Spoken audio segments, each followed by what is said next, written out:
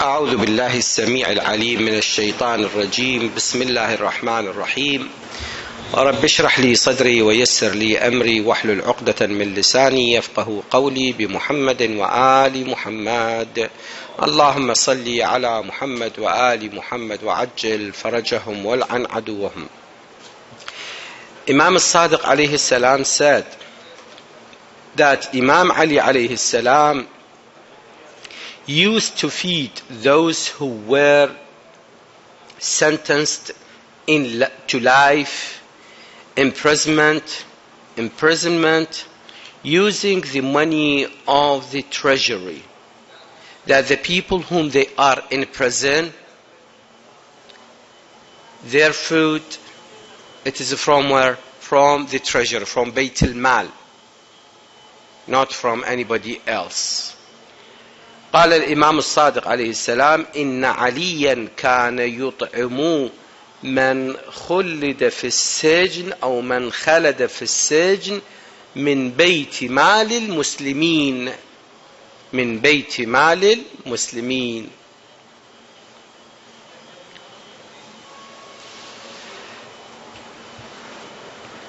With lecture number 12, religion duties. What do we think that the duties Allah subhanahu wa ta'ala has made it to His creatures?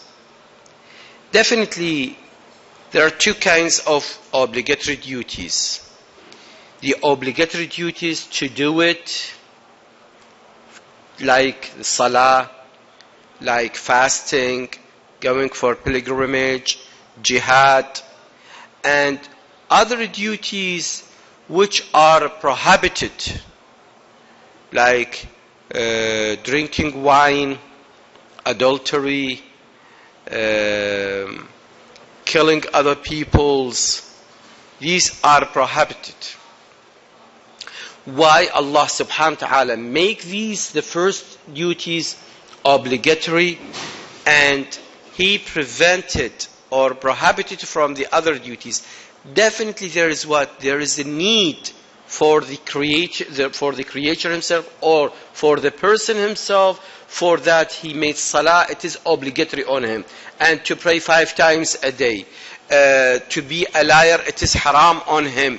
And to drink alcohol, it is also haram for him. There is what?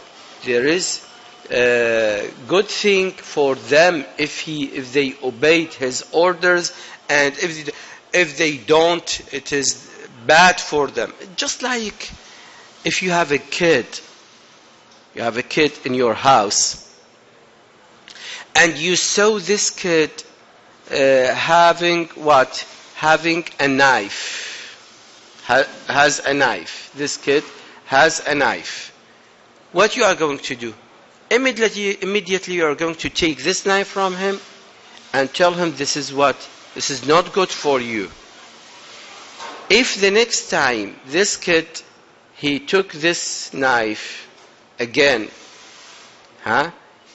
next time you are going to warn him again. But for the third time, you are going to punish him. Why? Because using this knife with your age, there is what? There is a great or a big risk on your life. It is not good for you, because you do not know how to use it.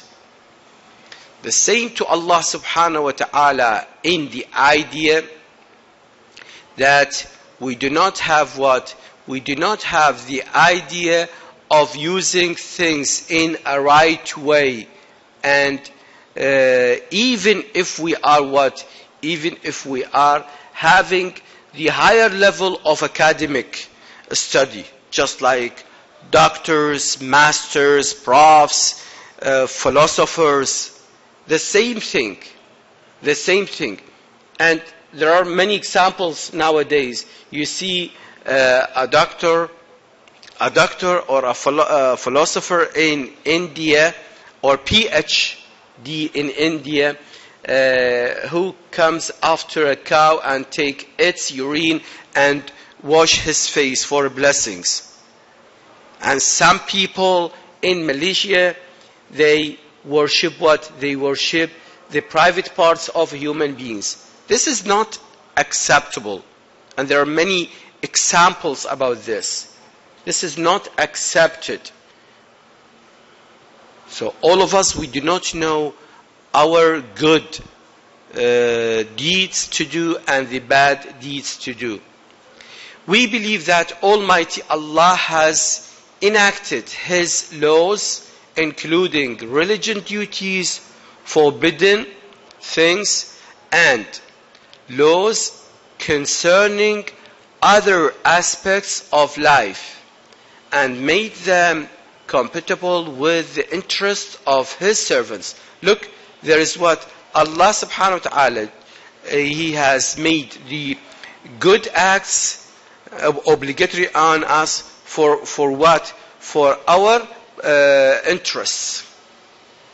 That is to say, Almighty Allah has deemed obligatory those things whose interests are essential and required by the servants, deemed forbidden other things that bring about corruption, and deemed recommended things whose interests are preponderant. The same thing is applicable to the other laws of religion. Of course, such variety in laws has been due to Almighty Allah's kindness and mercy to His servants. The thing behind those things, it is the kindness and the mercy of Allah subhanahu wa ta'ala. Because Allah is latif bi'ibadi, is so kind with His worshipper, for that He has chosen or He has obliged them to do some acts. If they do these acts, it is good for them. It is necessary that Almighty Allah's laws cover all events. Hence, there must be a religious law for every incident, even if the way to get to know some of these laws may not be possible for some people. We also believe that it is impossible for Almighty Allah to enjoin us to do a thing that brings about corruption, or to warn us against doing a thing that is profitable to us. In this, what we have to reach to a result, we reach to a result that Allah does not have a benefit for Himself, because Allah does not need anything. But who is need? We need anything from Allah subhanahu wa ta'ala. When we do the good deed, or when we do the bad or the evil deed, it is because of the benefit, or the bad thing will be in return to us, not to Allah subhanahu wa ta'ala. In all cases, Allah is Allah. Nothing will change to Him, if we are good or bad. And this doesn't matter to Allah. And Allah subhanahu wa ta'ala is able to change all the creatures with another creatures. It is so easy to Allah. Kun fayakun. Be and it will be. That's it. Not a big deal to Allah subhanahu wa ta'ala.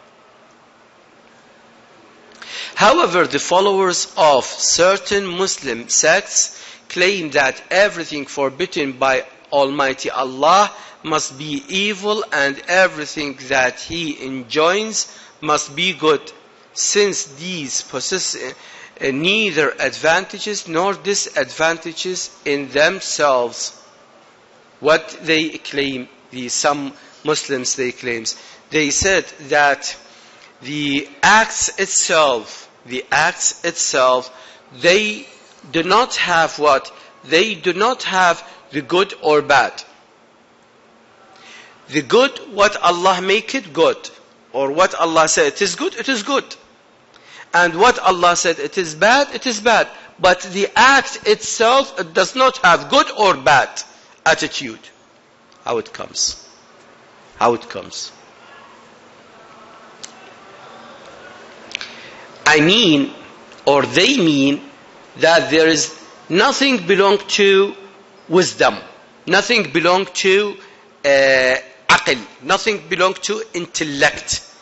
Everything is belong to Allah. Okay, everything belong to Allah, but Allah subhanahu wa ta'ala make what? A balance that is intellect. How it comes this act if it is evil act?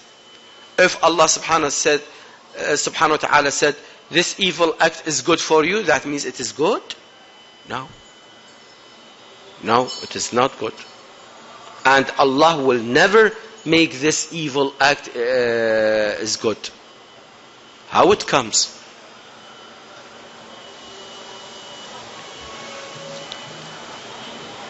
In truth, this argument is in violation of rational necessity.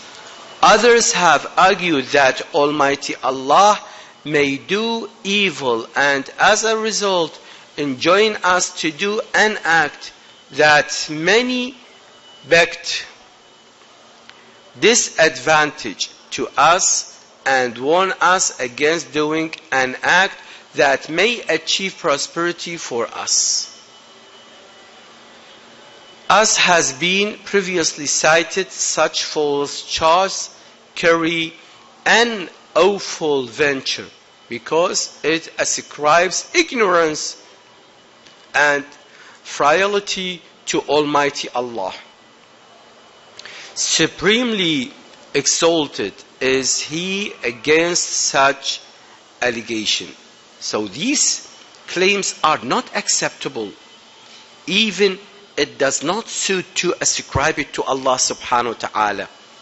Nobody will accept to describe Allah subhanahu wa ta'ala with such claims, because Allah subhanahu wa ta'ala is the most high from these claims, from these bad thinking.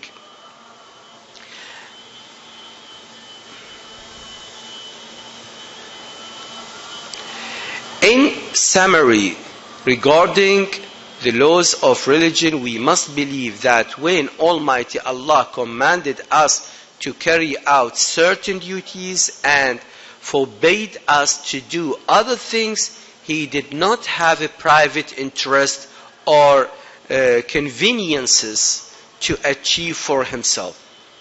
Simply because Allah does not need anything. This is simply.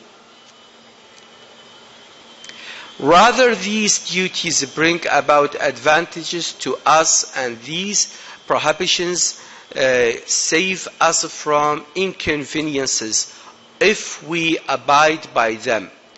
It is also meaningless to claim that these do's and don'ts do not achieve our interests and save us from corruption, because Almighty Allah never command us to do something in vain, as He never forbids us to do something aimlessly. This is simply because what Allah subhanahu wa ta'ala has commanded us or obliged us to do, it is for our interests, for our benefits in return. But if He prohibited or prevented us from doing some acts, it is also for our benefit. Tell me, if we disobey Allah subhanahu wa ta'ala, that means Allah will never stay as Allah, as God? No, of course not.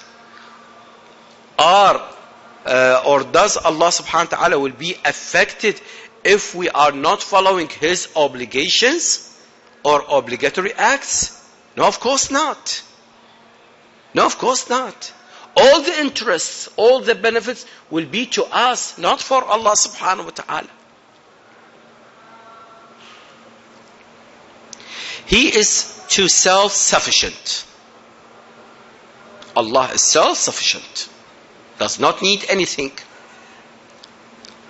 to need His servants. In summary, regarding to laws of religions, we must believe that when Almighty Allah commanded us to carry out certain duties and forbid us, the same thing we are going to repeat it. So that means Allah, as a result, Allah subhanahu wa ta'ala has what? Has everything for our benefit, whether when He obliged us or to force us or to order us to do something, this is for our interest. On the other hand, when He forbade us not to do such act, it is also for our benefit, not for Him. Because He is able, as I told you, He is able to change everything in less than a second. Lesser than a second. If He said be, it will be. That's it. There is no big deal to Allah subhanahu wa ta'ala. That's, do you have a question? Any question? والحمد لله رب العالمين وصلى الله على محمد وآله الطيبين الطاهرين. اللهم صل على محمد وآل محمد وعجل فرجهم والعن عدوهم.